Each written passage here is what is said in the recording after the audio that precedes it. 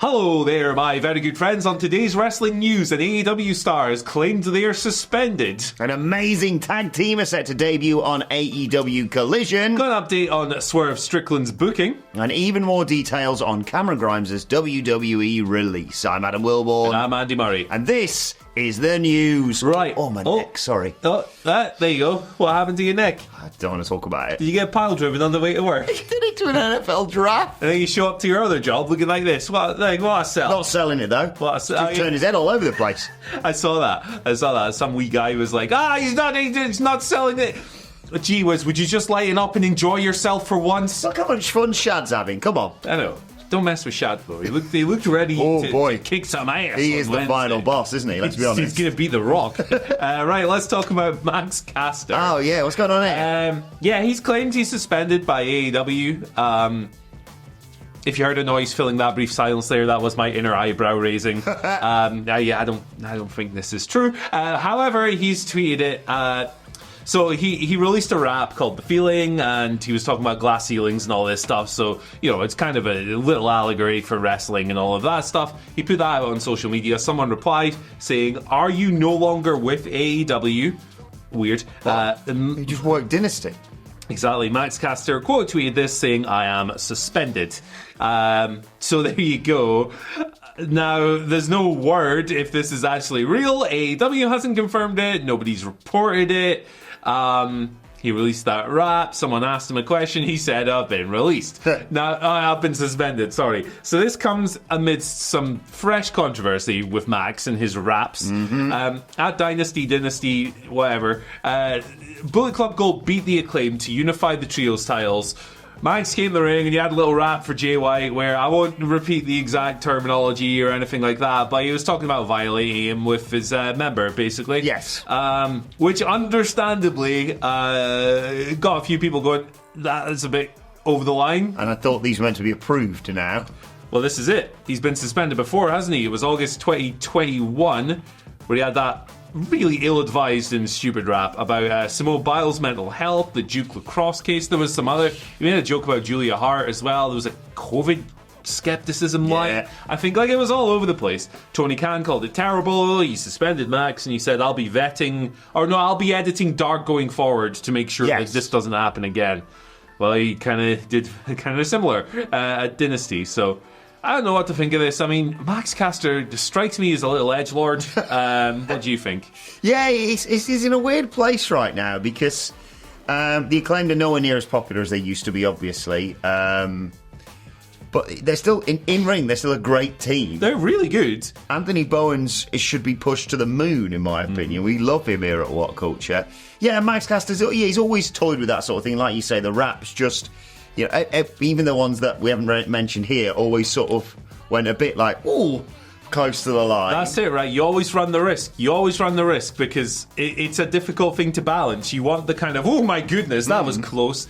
But stepping over it is inevitably going to happen sometimes, right? Yeah. Not excusing these lines, they're awful, but... I don't think he's suspended. I agree with you. I think if he was suspended, we would have heard about it. There's some excellent reporting around AEW and all the goings on there, and you sense that this would have gotten out, and the reasoning behind his suspension would have gotten out if it was to do with something he said at Dynasty, for example.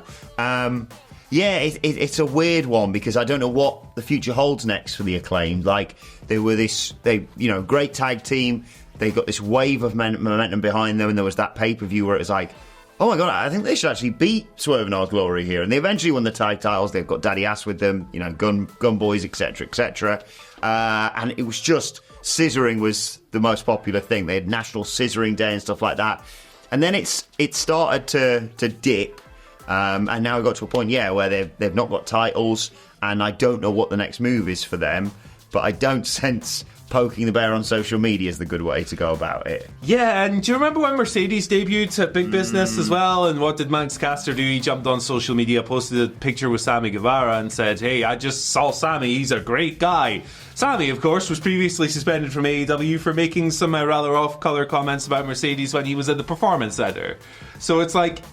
I think he's just an edgelord, right? And that doesn't mean he's Trying not to talented. facilitate the heel turn or something? I don't know. I don't know. It's really strange. I don't know what he seeks to accomplish here other than getting morons like us talking about it, I guess. But hey, these seem ill-advised. Yes. And one thing that further complicates matters is my first story, which I'll get to the Max Caster acclaimed element of it in a second, because you may have seen my tweet last night, because I got very excited the moment I saw this news, because the grizzled young veterans, one of my favourite tag teams, are coming to AEW. They're going to be wrestling on AEW Collision, at least according to them. I don't think it's actually been confirmed by AEW yet, but according to them, and they were on AEW's social media channels talking about this, with Lexi Nair, I believe. So yeah, they're going to be on Collision. They posted a digital exclusive with Liverpool's #1, Zach Gibson and James Drake. Sorry, Zach. He was lovely when we were with him in Is James Drake a WCPW. Scouser as well? No, I don't think so. I don't know. No. But they posted this video. In it, James Drake said, AEW is where the best wrestle, and to be the best, you need to fight the best. So this Saturday, live on Collision, the GYV make their AEW debut, and we're coming to make a statement. And Gibson says, Acclaimed, you've been on our radar for a few years now. No, I'll just say it properly. Acclaimed, you have been on our radar for a few years now. Two lads with unrivaled potential, but how you choose to use that potential, that doesn't sit right with us. Too caught up making your funny little jokes, too busy scissoring each other. You two are an embarrassment to this job that we love. So this Saturday on Collision, you two lads are going to get a very, very important lesson from the veterans. So reading that, it suggests that they might be facing the Acclaimed on AEW Collision. So I sense Max Caster's probably not suspended, unless they're going to get their asses handed to them by the GYV and then written off. So he could be suspended, or none of that could happen, and it could be a squash match by the GYV against some local enhancement talent or whatever, and then they set their sights on the Acclaimed. Either way, if you've watched this news ever, you'll know my love for Zach Gibson and James Drake, the grizzly young veterans, completely underutilised, particularly on the main roster of WWE. They obviously won titles in NXT UK, and then they got shoved in a weird, the gay-ed faction, which just didn't suit them whatsoever, and yet again took the microphone away from Zach Gibson, who is a brilliant promo. I'm so excited. I really hope they get the All Elite graphic. I think you and I were talking. Well, you were talking in the office just before we came in here about just how strong that tag division is getting, more and more so. Yeah, for sure. This story, for the reasons you just outlined, adds to my belief that the Max Caster is not suspended and he's just being a weirdo. There's a lot to like about Max Caster, but there's a lot that's strange. So. Yeah, the Grizzled Young Veterans rule. Yes. They've ruled for ages. I thought it was a really strange move to make them a couple of weird cult guys with contact lenses for a while. But, you know, NXT can NXT, I guess. Yeah. One mistake NXT's made, that. Yeah, literally the only one. No others. Remarkable brand. Actually, they didn't put the title on Tony D at Stand and Deliver, too. Yeah. Well, I wonder if this will be GYV will be in action. Maybe they'll squash a team, something like that. But you know what I would do, and obviously maybe not now after they've called out the Acclaimed, but what I would do is, if I'm Tony Khan, and if I've already secretly signed the Motor City Machine Guns, I would have Grizzled Young Veterans come out on Collision and go, there's no tag team that could... That was a terrible accent. No one can match us, blah, blah, blah. The music hits, the machine guns come down, and you just have an incredible match for 15 minutes, and you make two teams immediately in the eyes of your audience. I wouldn't even slow burn them. I would just go, hey, these guys rock, both of them, so support them. That's what I would do. What would you do? How do you want to debut the grizzled young vets and all of that stuff? Yeah, this is off the rails. They're still their own promotion as well. Best of luck to them at that. And they've trained people for ages and ages as well. They're just really great. Awesome. Done a couple of Impact. Sorry, they've done a couple of TNA shots. I think they work for Deadlock as well. So they're doing business. They're doing business. I think better than when Zach Gibson was wearing a weird contact lens, basically, in WWE. Yeah. Why did you take the mic away from him? He's a brilliant promo. Really, really great promo. What do we do? Make him a mute. Yes. Excellent. Right. Let's talk about Swerve Strickland. Interesting this. So his presentation on Dynamite drew a bit of criticism this week. I think it was fair. Yeah. Rather than presenting and parading their new world champion, it was kind of like, here's a pretty good match with Kyle Fletcher. It was very 50-50. It was a good match. Kyle Fletcher's really good, and someone that the company are going to build around in a few years.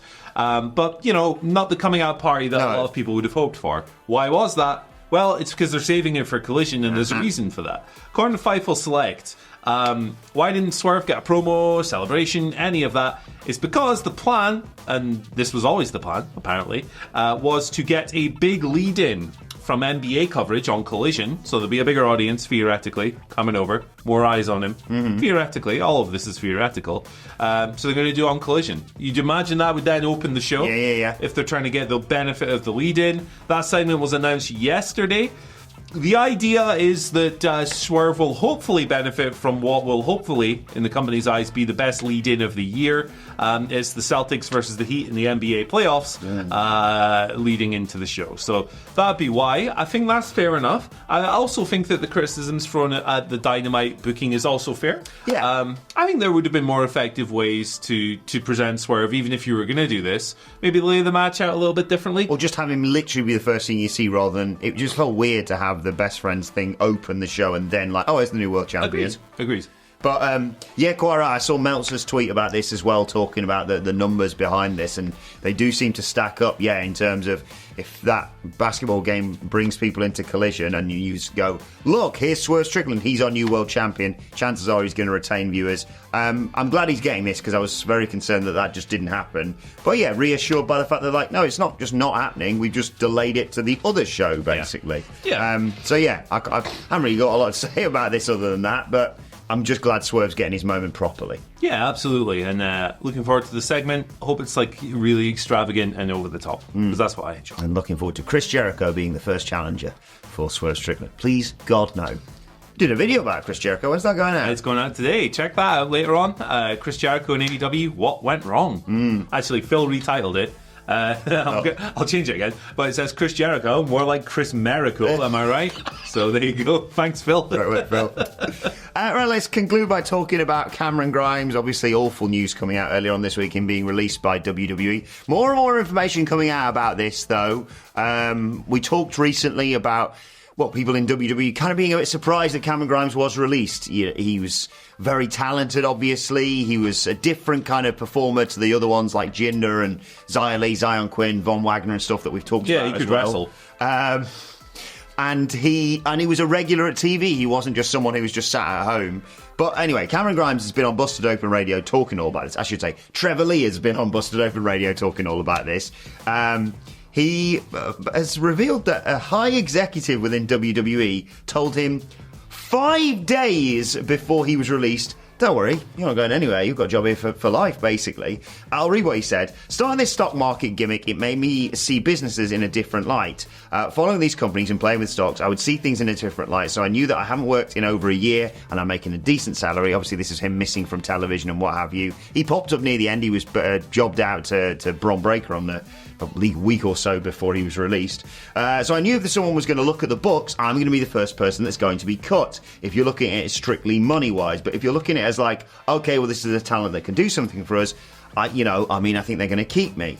This is what we're getting to. So I was told by a high executive last week on Friday that I would always have a job here. I would never have to worry about losing my job here after expressing my concerns like that to him. 5 days later, they called me and told me I'd lost the job, so I don't know. Baffling this, Andy, not just in terms of someone confidently reassuring him, you've got a job for life, and then them saying, see you later in 5 days' time.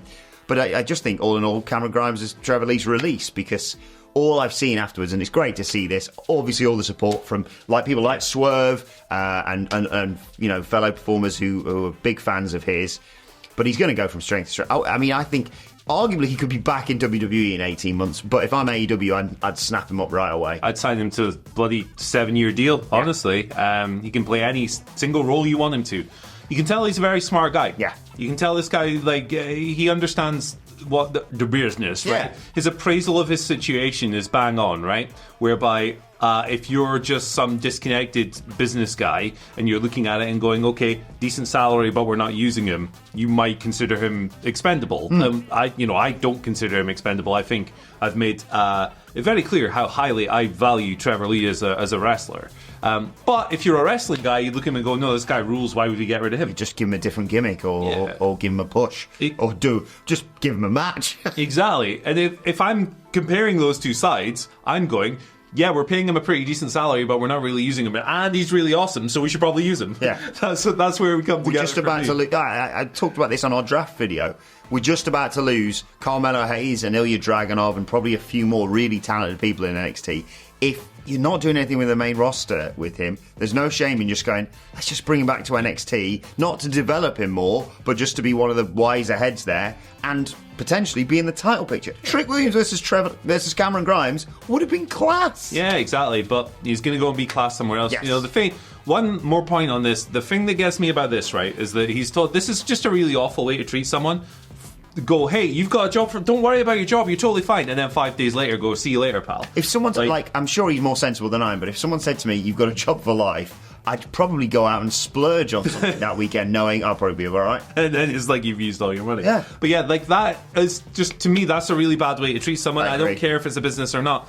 And also, it comes just a few days after we got this report through. It was PW Insider reporting that WWE's new releases, this latest round of releases under this new regime, were much more apologetic and respectful of the talent. What is respectful of the talent of taking a guy 5 days later after telling him he's got a job for life and cutting him loose? Like, what's respectful about that? I'm sure whoever phoned up Trevor Lee and said we're releasing you said sorry a few times. Yes. But that means nothing. That story is just more regurgitated PR bollocks from this company. And look, the problem is, in this day and age, right, people like a guy's booking so they think the company's immune to criticism. We see it with WWE, we see it with AEW. No, there's a separation. There's a clear separation. In my view, this is a really horrible way to treat somebody. And I think it's no surprise whatsoever that this story about it being apologetic and respectful has come out at the same time as WWE's head of PR, Chris Legentil, has been made the head of talent relations. That's just something to think about a little bit. Well, best of luck to Trevor Lee. Hey, maybe we'll get to see him on your local indie now. If you do get the chance to do, because he rocks. He's one of the ultimate 5-tool players. Yeah. He can do it all. He's great. And I'm really excited to see what he does next. And I hope that wherever he lands, he's treated a little bit better. I agree. Right, let's move on to your Twitter questions. At What Culture WWE, of course, on X, if you want to get in touch with us. Martin Brophy starts off. Happy Friday, legends. Happy Friday, Martin. With the Tony Khan attack, could you see the return of MJF for Double or Nothing on Team Khan? That'd be so funny after everything he's been through with Tony. Yeah, I could see him. I could see him being involved in this storyline. Maybe Blood and Guts. Yes, I've seen people already sort of divvying up the teams, because obviously you've got the Elite, Garda, Bucks, Jack Perry. You could potentially add another one to that. On the other side, is this going to be a way you bring back Kenny Omega or Hangman Page or whatever? Orange Cassidy was someone I saw people talking about, because he was right there when Tony Khan's limp, lifeless body was removed from the ring. For me, I do like the idea of MJF being like, you're a mark, but you're my mark. You're my mark. Yeah. It would fit his kind of trajectory. So let's go. Let's pick the team then. So let's go 4. We've got 4 for the Elite. Yeah. And Jack Perry's part of the Elite now. Let's just make it easier that way. So let's go MJF. Absolutely. Who else would you have? Shad? No, it can't be Shad in there. Man, who else really fits it? Oh, Kenny Omega, if he's fit. Kenny. If he's able. What a super group this He has to be healthy. Yeah. I would put Hangman, but I think he's going to come back heel. Yeah, I agree. Swerve, so maybe not. Cassidy? Orange Cassidy. Orange Cassidy. Yeah, he could just be like, yo, this promotion gave me a chance. No one else would. So that's good. Darby? Darby's really good, yeah. I don't know how soon he's going to... Let's just pretend we can just magic them better now. They saw a photo of him with a broken nose the other day as well. Kenny Omega, but he's not... So then the Elite come... So it's right? And he comes out and he does the Mick Foley. I believe the fans deserve a replacement. I think you know the guy. Shad Khan!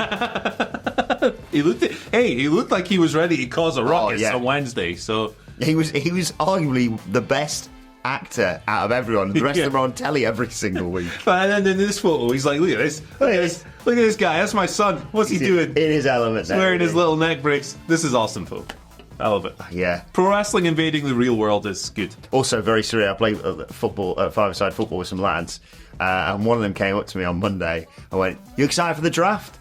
And I was like, that's weird. I was like, yeah, I think Cody's probably going to be on SmackDown. I don't know, but it's going to be interesting to see whether people like Gunther and stuff comes up. And he goes, No, the NFL draft, because he's a big NFL fan and we've talked about the Super Bowl recently. I was like, that makes more sense. I like the Eagles now, I've decided. Yeah, because apparently everyone hates them, so I'm in. If the fans can sit through games in that stadium week after week, I got my respect. It'd be cold. Good stadium, though. Yeah. Just cold. Yeah, freezing. Daniel Bishop says, last week's AEW Dynamite lost almost 60k viewers from the Punk segment reveal last week. I know you guys don't talk ratings, but it seems that none of their signings have had an effect on viewership. Is growing that number a priority for AEW, or should they just focus on good storytelling? I do not understand this question because the two are interlinked, right? Like, it's you keep growing ratings by delivering the best possible product you can. So it's the same thing. Yeah, the hot shine stuff, as TNA proved back in the day, does not help anyone. Yeah, it's like, and of course it dropped 60,000 from the Punk segment. That was the big draw of the show. Like, it was always, and that's not even that much. Was that less than 10%? I don't know. That's within the Nielsen rating margin of error, so that's not a significant drop at all. So, like, with all due respect to Daniel, I really don't understand the question. Yeah, I think for me, the question is, what, to arrest the slide that they've had in ratings, what do AEW do? And it's what they had been doing from the start of the year. Don't panic. Don't suddenly start doing... I realise what I'm saying this in the immediate aftermath of bonkers angles that make no sense. Just everyone agreed the Continental Classic was a good thing. And just keep doing what you're doing. You're the alternative, right? You don't want to catch up to WWE again. Especially not right now. But you could just be the alternative who just, as Dynasty proves, put on great wrestling matches. Yeah, and the fans who remain are going to remain, and the casual fans will come and go as wrestling fans always do. Yeah, casual, like, my opinion on the casual fan, I don't think they really exist. But, like, the thing with this stuff is that, yes, AEW's ratings have gone down, but guess what? They're still slower than the decline of cable TV as a whole. And they finish in the top 3 every single week. The sky's not falling with this company, right? And even if it was, they've got unlimited money. They'll be fine. I think a lot of the time we're kind of guilty of falling for the fear-mongering that comes out of the worst pundits' mouths. And, like, we end up with stuff, we end up with this perception. There's also this... Do they look worried? Yeah, exactly. They're going to get a nice little boost on their new rights deal whenever it comes out. Look, as long as AEW is finishing in the top 5, and it's usually top 3 every week, I don't think the network or AEW is in any panic whatsoever. I think they're totally fine. I don't even think they really need to grow, Like, why? Why do they need to grow? Why can't they just sit here with this awesome roster and put on awesome matches? Exactly. What's wrong with that? And also, like, stories and stuff, it's like... I think people have lost track a little bit of that too. Like, the idea that AEW doesn't tell stories is mental. Like, people sit here, and Daniel's not doing this, I'm not saying he is, but people sit here and go like, oh, matches versus stories, and it's like, you numpties, a match is a story. Like, what are you talking about? Like... It's just WWE. I think the monopoly for years has conditioned people into thinking that a story is a backstage segment or a promo. Yeah, these are methods of advancing your story, just like a match. Yes, exactly. AEW does tell stories. It's just WWE tells better ones. Right, final question today. Why did you have to get all tribal? Jesus Christ! I'm joking. Chill out, everyone. It's Friday. Go on. And there's a bit of Friday fun from Crispy Scraps, who says, "Money, you absolute pieces." Thank you very much. Hello. Bit of Friday fun. Who would you pasty bet as the next title holders for all the titles? Have a great weekend. Crispy Crafts, first of all, have a great weekend yourself. Second of all, if we did all of the titles, we'd be here until Monday. So let's just do the big ones, right? Let's name a title and say who we think is going to be the next champion. I realise Swerve has just won it, but let's start with Swerve. Will Ospreay. And he's going to unify the international title with it. Because I do think that they could do with getting rid of one of those. I agree on that, but I don't think that's what's going to happen. I think, despite how kind of stupid it's going to be, because technically he's part of the group now, the Don Callis family is going to screw Ospreay out of the international title because of issues between, like, I don't know, Ospreay defending Carl Fletcher, maybe getting kicked out of the group because that seemed a bit this week.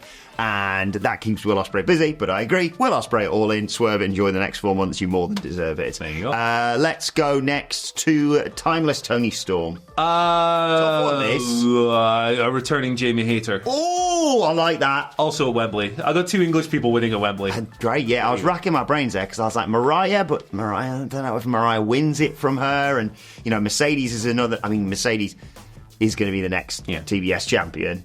So that cleans that one up. But yeah, Mercedes was another name that you could have linked with that, I suppose. What should we go with next? TNT? TNT. We'll get to WWE as We'll do WWE after this one. Goodness gracious. Yeah, who on earth takes it off? I don't know. Who have you got? Jack Perry. Why not? I want to give him a belt. Yeah. I'll do. Let's belt him up, brother. But I realise I've said next tag champs. Let's just go do WWE. Okay, yeah. Videos, give me 4 minutes. Next tag champs, Grizzled Young Veterans. There we go. Yeah, there you go. Okay, let's move to WWE.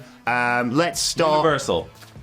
There you go. Who have you got? The Rock. I've got The Rock. So The Rock's going to politic his way over next year, baby. This side of the brain goes someone like Gunther, and then this side of the brain goes Rock. The Rock. Rock's going to screw Cody over. That's my prediction.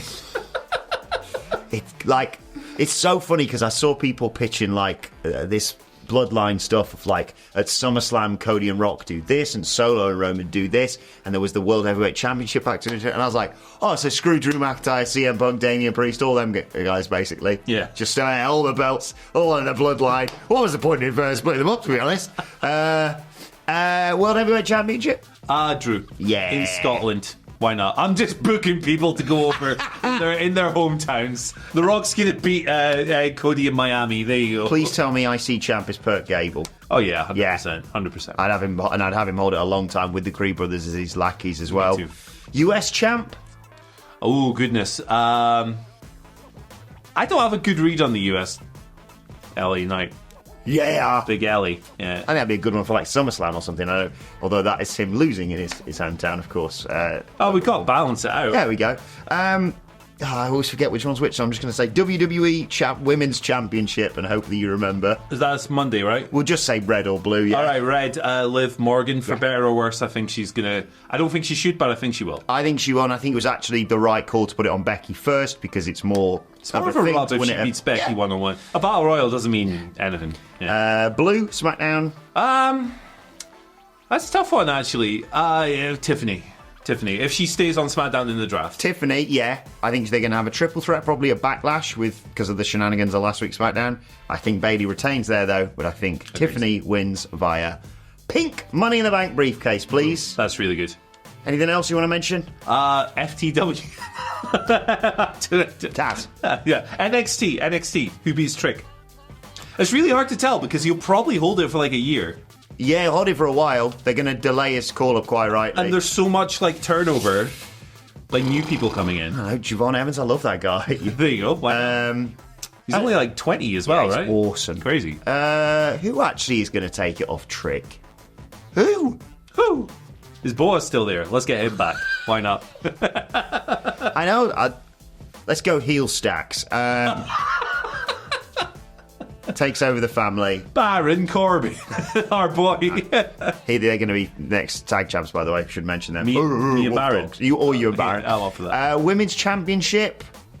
Roxanne Perez champ right now. I think they're going to put it on Tatum Paxton. You know what the problem is? They've got 70 women on the roster.